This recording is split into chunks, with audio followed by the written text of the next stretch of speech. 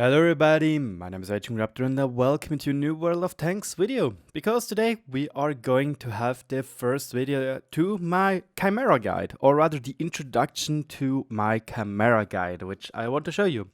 And basically today I want to talk about what exactly is the Chimera guide, what exactly do I want to provide you with, and lastly, obviously, what can you expect? Those are like the three big questions I want to ask or answer for you. So yeah, let's just dive in right now. First of all, I just recently got the Excalibur, the tier 6 British TD, which looks weird. We're going to have a look at it afterwards, after we've done the introduction, have a little game with it, a replay which I can show you, the first game and only game so far I've played. But yeah. After you finish the Excalibur, which just has a lot of missions, which basically are just, how should I say it, just like a lot of time to invest, because they are usually just, not just like time consuming, again, like, because 2500 HP to damage, for example, to SPGs. Wow, it's just get in, most likely do, I don't freaking know, counter a battery or something and just bleh. It's annoying, it takes some time, whatever. But yeah, those missions usually are taking just their time and just time and effort. And you can see I most of the time just didn't do the secondary missions because a lot of it is basically just red. I'm going to go back to those missions, when I finally or will sooner or later have the 279. But right now I'm focusing on the Chimera. And you can see we already did a lot of missions so far. Like, we already got half of the missions for the Alliance. We got already a third of the missions for the Union. Did 4 missions for the bloc, but did nothing so far for the Coalition. At the moment and at the point of recording, I have focused myself on the missions which are not getting made easier in 1.4, because, well, why should I do missions which get easier anyway when I can just do other missions which stay the same? So this is why for example, you don't see a chronological order of them being completed and being reviewed by me. Today, or later that day, I would like to have a look with you at the Block 8 Catching Fire mission. I will give you some tips about it. Yeah, I already did the game, you can see it here. I did it with the Waffenträger auf Panzer IV. And yeah, I will leave a link in the description below where you can have a look at my replays, where I am uploading them, all of those replays, to basically have a good overview of what is going to happen. Also, I probably won't be doing a lot of those Coalition missions so far, because, to be fair, soonish, I am pretty confident that in the middle of February, 1.4 will come around. French wheeled vehicles will come. So chances are that then I will playing a lot of French wheeled vehicles, and you can see you need at least a tier 7 vehicle to tier 10, meaning that you can't use anymore like Rudy or T-3485M to cheese those those mastery badge missions, but whatever. So yeah, this is at the moment what I've got for you into introduction. I will also going to give you tips on what tanks are suitable for that mission and what tanks are not. When we have a look here, I think there was also a specific mission. Yes, Alliance 8, a 4-leafed clover. I can already say you that this mission is perfectly done with artillery. Yes, if you hate artillery, I'm sorry for that, but it is incredible easy to do 2k damage with something like a T-92 or Conqueror gun carrier, because when you hit, you deal 500 damage. When you splash them, at least 300. When you splash them far away, still you do like 100 damage. So this mission is incredibly easy when you've got the suitable tanks, in that case artillery. But this is what you will see in those missions, or in those guide games. But right now I want to have a look at you now with the Chimera. The Chimera, not the Chimera, excuse me, obviously not the Chimera. I still have to grind it. Obviously, I mean, damn it, can't speak anymore. the Excalibur. The tier 6 TD, which you are getting, the little old box tank. And no, we're not going to watch this replay, we're going to watch this replay, but shortly we're just going to quickly upload that for convenience sake. For convenience sake, already did that. And now we're going to have a look at that game with the Excalibur. Obviously the game has just to start again and we are good to go. So, the Excalibur, was it worth it?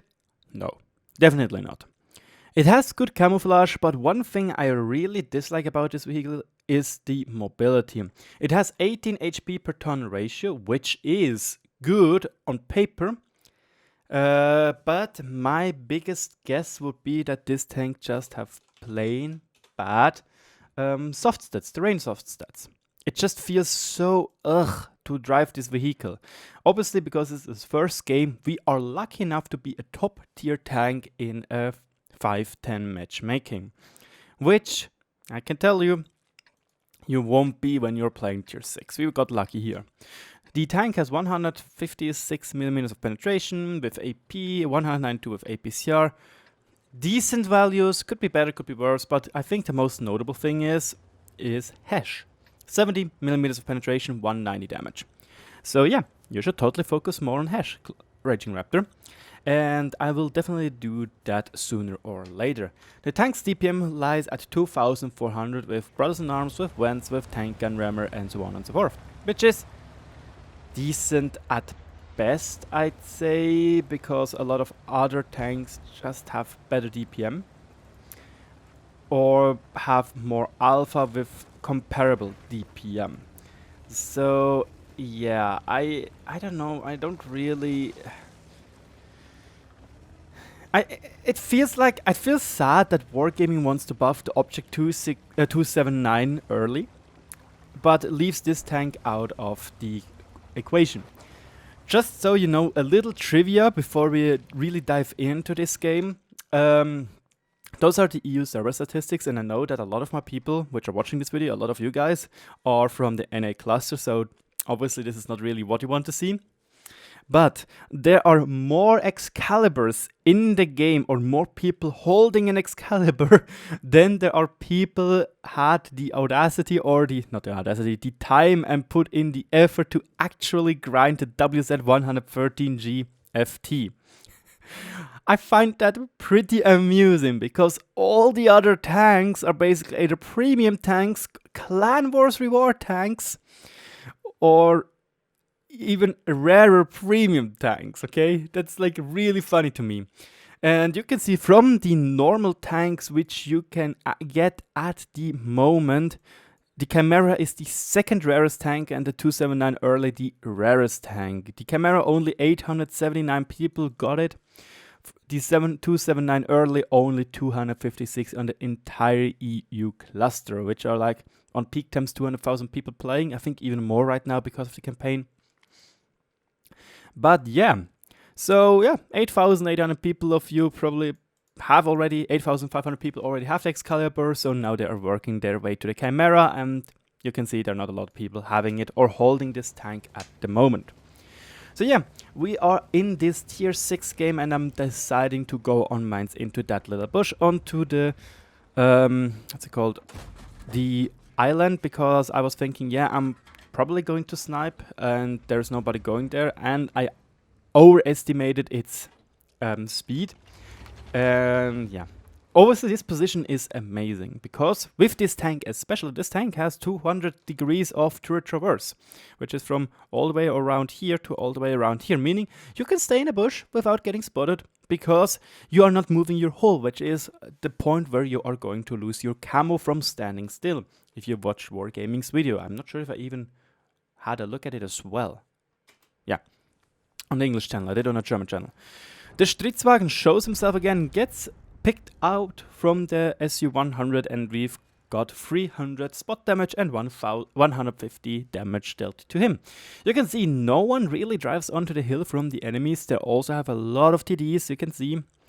They have they have 6 TDs. I've spotted the AMX ELC. You can see I reloading hash because 70mm of penetration is no biggie against an MX ELC. Obviously we've got spotted there because we're not 50 meters behind the bush and so on and so forth, but hey, 450 spot and 300 damage, yeah, dealt it. That's good.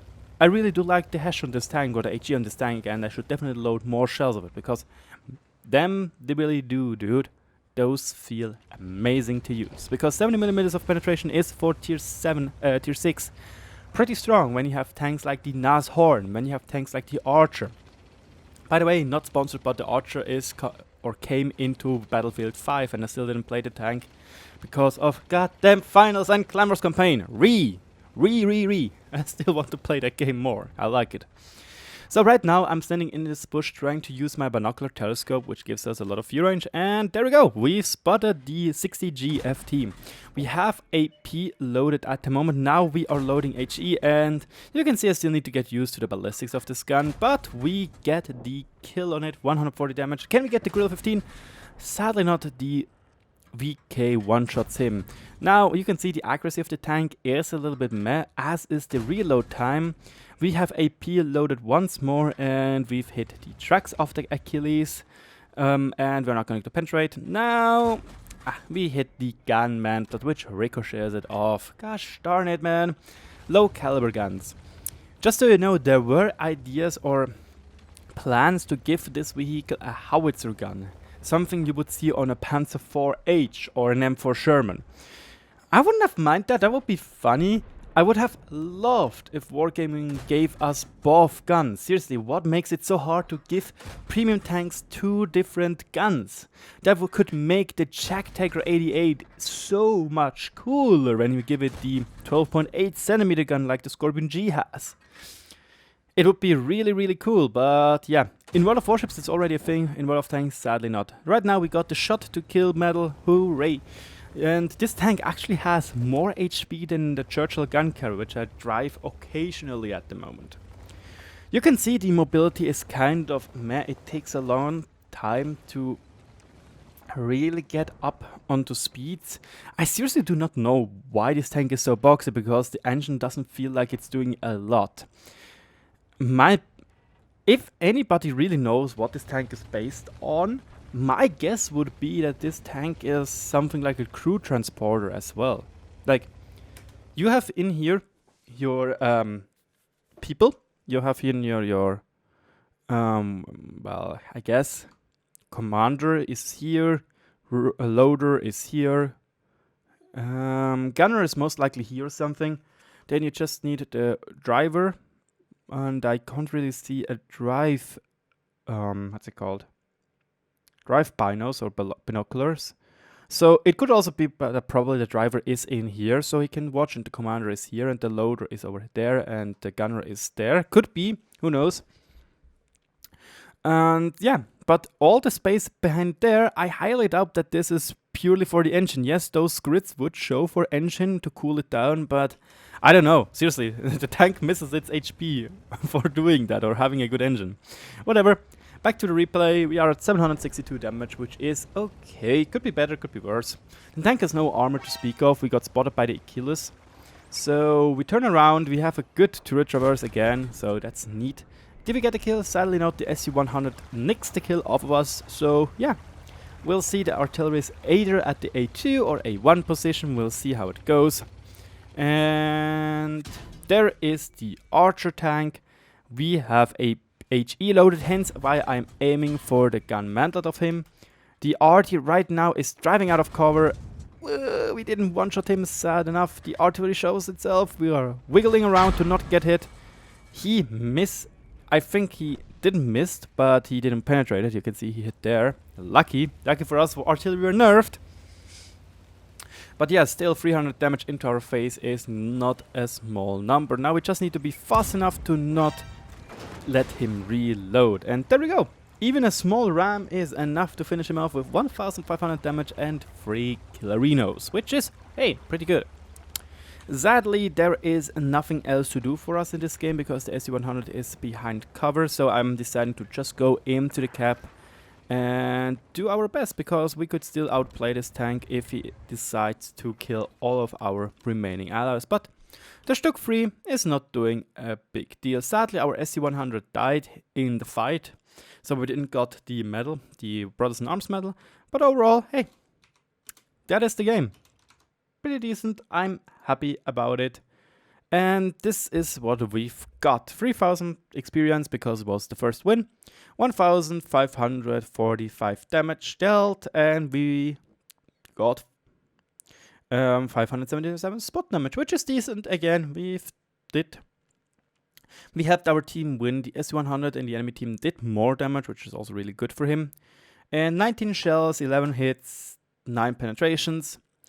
I don't know, the accuracy could be a little bit better, or the M time could be a little bit better. I do think this tank would need more buffs than the Object 279, but whatever. I'm not the one to judge, to be honest, even though I really dislike the buffs to the 279. I do hope that they are not coming through. Anyway, this was the introduction. I hope not you don't want to see premiere. I hope you enjoyed the video. If so, let me know in the comment section below, and I'll try to get the Block 8 game out today. We'll see. I don't really know. But yeah, thank you very much and goodbye.